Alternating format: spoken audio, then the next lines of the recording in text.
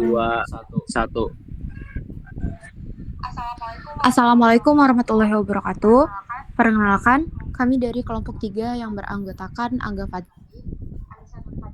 dari SIKB, Anissa Nurfadilah, dan Nur Anissa Fian Hussein dari SIKA.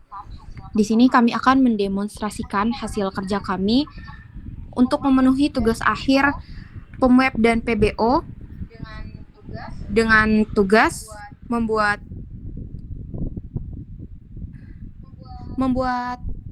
cara kerja endpoint C-root dengan JSON Web Token dan juga fitur WebSocket untuk notifikasi secara real time. Lalu dilanjut dengan proses deployment ke hosting. Baiklah, yang pertama saya akan menjelaskan database. Di sini kami menggunakan satu database dan dua tabel. Database yang bernama Pelabuhan kapal. Database yang bernama Pelabuhan Kapal dan memiliki dua tabel, yaitu tabel user dan kapals. Pada tabel users terdapat banyak variabel atau entitas. Yang pertama ada ID user yang merupakan primary key dan juga disetting sebagai auto increment, dan selanjutnya ada username yang dimana dibuat atau dihasilkan oleh seorang pengguna ketika melakukan registrasi. Nah, di sini terdapat password yang sudah terenskripsi sehingga admin tidak bisa melacak apa password dari user tersebut. Selanjutnya ada role. Di role ini terdapat dua role, yaitu admin dan juga user. Nah, selanjutnya merupakan tabel kapal. Boleh ke tabel kapal? Di dalam tabel kapal terdapat banyak entitas lagi, yaitu terdapat ID yang merupakan auto increment dan juga primary key. Setelahnya ada nama kapal, jenis kapal, kapasitas muatan, create at yang merupakan tanggal dibuat atau waktu dibuat, dan juga update at. Update at ini merupakan waktu ketika data tersebut diupdate oleh admin. Nah, tabel kapal ini hanya dapat dihasilkan, diupdate oleh seorang admin. Selanjutnya, penjelasan akan disampaikan oleh Angga Fajar. Baik. Selanjutnya saya akan menjelaskan dari endpoint C-root beserta nanti implementasi JWT-nya, JSON Web Token-nya. Pertama pada rute output. Di sini merupakan rute untuk mengatur halaman login, registrasi ya, untuk menambahkan pengguna lah ya. Di sini ada get login, ada get register, dan di sini ada dua, ada get register dan get regis admin. Kenapa di sini ada dua? Karena get register ini fungsinya adalah untuk menambahkan pengguna dari sisi sebelum login. Jadi sebelum login itu ada register, ada fitur register yang defaultnya itu akan bertambah role-nya sebagai user biasa. Tetapi di regis admin ini, di sini nanti admin di sisi admin, ketika admin sudah login, admin bisa menambahkan pengguna yang dimana role-nya itu bisa dipilih. Role-nya itu bisa dipilih menjadi admin ataupun user biasa. Ini sederhananya untuk penambahan akun. Lalu di rute dashboard ini adalah rute untuk membaca dashboard saja ketika sudah login, yang dimana untuk mengakses dashboard setelah login itu harus memiliki token. Nah, token ini didapatkan dari login. Jadi pengguna biasa maupun admin tidak bisa mengakses beberapa fitur jika belum memiliki tokennya atau belum login. Lanjut ke rute kapal. Di sini adalah rute kapal untuk mengimplementasikan fitur dari data kapal. Di sini ada endpoint get, router get, yang dimana harus memiliki token terlebih dahulu ke data kapal ini. Lalu ada endpoint get untuk menambahkan, yang dimana di sini harus memiliki token juga. Berarti ini admin ya, karena di sini ada authorized admin. Jadi admin yang bisa mengakses, menambahkan data kapal. Lalu pada update ini berdasarkan dengan ID juga sama. Ini admin yang bisa melakukannya.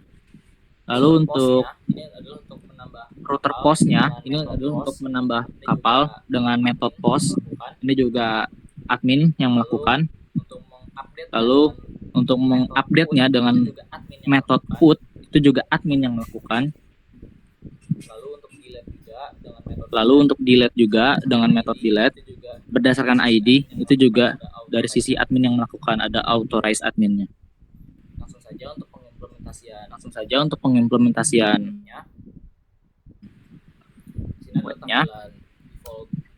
Sini adalah tampilan default awal dari website. Ini halaman awal.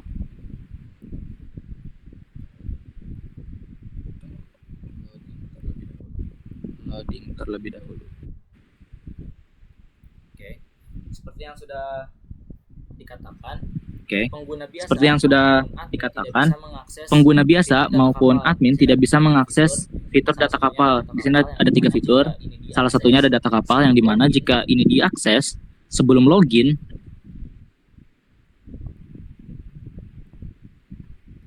maka selanjutnya nanti akan menghasilkan pesan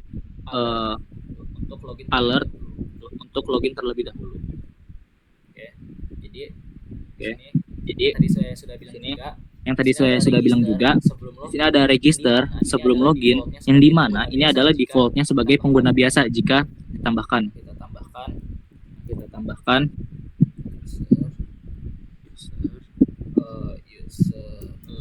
user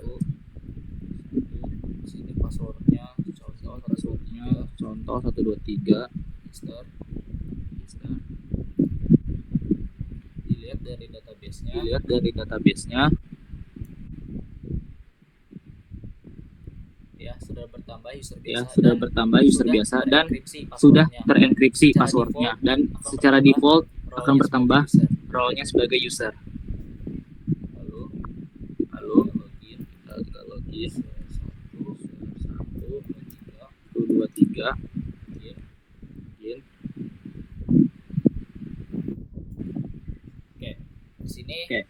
Sini adalah halaman utama dari pengguna. Your role is user, yang dimana hanya bisa mengakses dashboard awal saja dan membaca data kapal. Ini adalah data kapal yang sudah ada. Setelah login itu, pengguna akan mendapatkan sebuah token.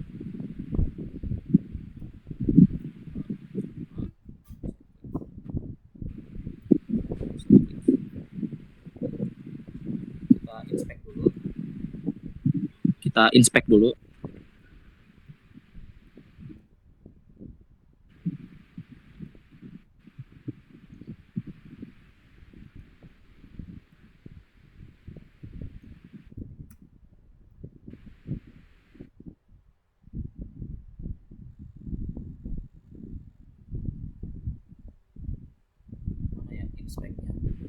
Inspect-nya.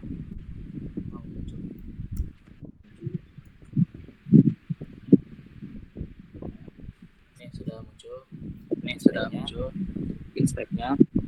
Dapat lihat di sini ada token. Ini token ini disimpan di cookies, jadi lebih aman. Ini sudah terimplementasi JSON Web Token-nya dengan HTTP only. Mungkin itu untuk dari sisi user. Sekarang kita logout dulu dan ke sisi dari admin. Sebagai contoh saya sudah punya admin 3. Ya, di sini 123. Ya, di sini sekalian ditunjukkan untuk application. Token yang tadi itu setelah di logout akan menghilang. Dan ketika kita login lagi nih, entah itu sebagai admin atau pengguna biasa, dia akan menghasilkan tokennya sendiri. Tokennya muncul di cookies. Ini role sebagai admin. Nah, pembeda dari sini adalah admin memiliki beberapa fitur tambahan, yaitu seperti mengakses data kapal, create, update, delete, dan menambahkan pengguna lain. Seperti yang sudah saya bilang, sini di bawah terlihat ada out regis admin.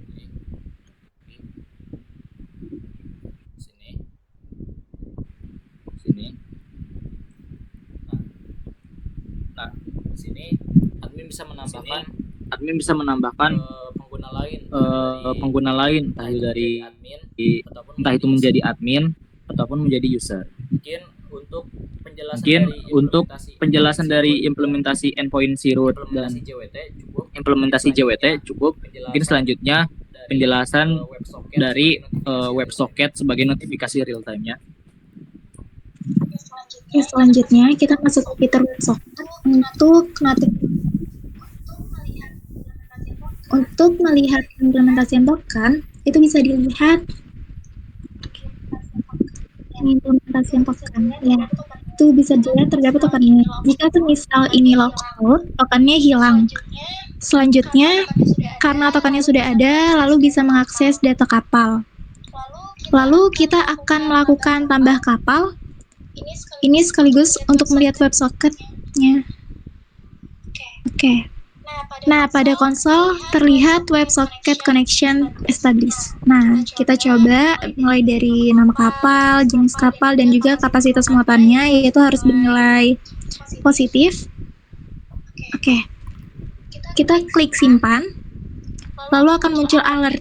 Nah, jika kita melihat di konsol, itu terdapat raw message, dan lalu kalau kita mengklik OK, maka raw message-nya akan hilang. Namun pada terminal akan terlihat.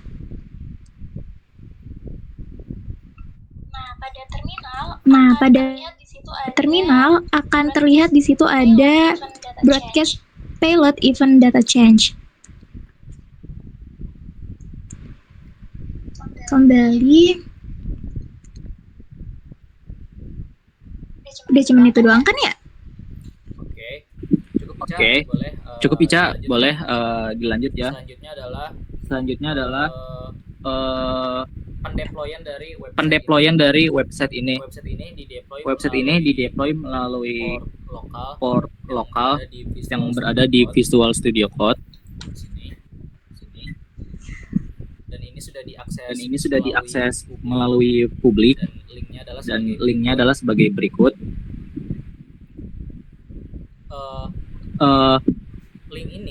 Link ini hostingan via port lokal ini bisa diakses oleh global oleh semua orang, tetapi Visual Studio Code ini kalau bisa ya jangan ditutup. Mungkin itu sedikit kendalanya untuk hostingan website ini, tapi bisa diakses oleh semua orang. Mungkin itu saja untuk penjelasan dari deployment website kita ini. Mungkin dikembalikan lagi ke Nisa yang tadi membuka. Baik, mungkin cukup sekian dari kami, Pak. Jadi kesimpulannya, kami berhasil melakukan tugas-tugas yang sudah ditentukan pada 27 Desember kemarin, yang berisi tentang rekam video, penjelasan tabel database, cara kerja endpoint root dengan JWT, fitur WebSocket untuk notifikasi real time, dan juga proses deployment ke hosting. Cukup sekian, terima kasih. Wassalamualaikum warahmatullahi wabarakatuh.